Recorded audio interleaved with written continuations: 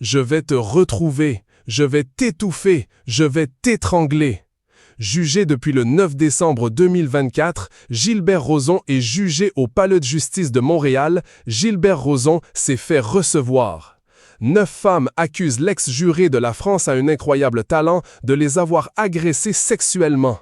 Au 4e jour du procès, Dany Frenette, une des plaignantes, a donné sa version des faits.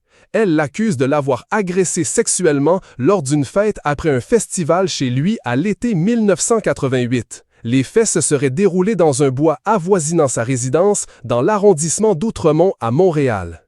Mais l'humoriste de 70 ans a nié en bloc. Parlant de lui à la première personne, il s'est défendu en disant « Imaginez Gilbert Rozon faire l'amour dans le gazon en plein jour ». Il a aussi affirmé qu'il n'y avait pas de bois sur son terrain, insistant « Je ne peux pas avoir fait l'amour devant les autres avec madame d'aucune façon ». Face à ces dénégations, Dany Frenette s'est emportée. Elle l'a traité de « menteur, hostie de menteur ». Mais c'est bel et bien son conjoint qui en est venu aux mains et aux menaces pendant la pause. Comme l'indique le journal La Presse, Stéphano Corbeau aurait empoigné M. Rozon par le cou en lui proférant des menaces, selon l'avocat du fondateur de Juste pour rire, mais Mélanie Morin.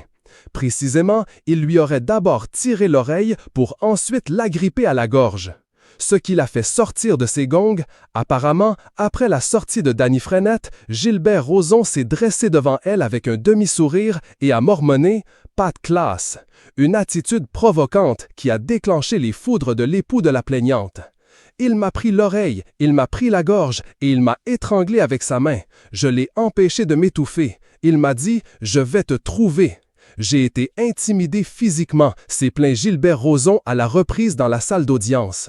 Durant son procès, il a opté pour une seule et même défense, tout nier. C'est inventé de toutes pièces, une belle fiction, des inventions, a-t-il notamment déclaré à propos des récits des plaignants.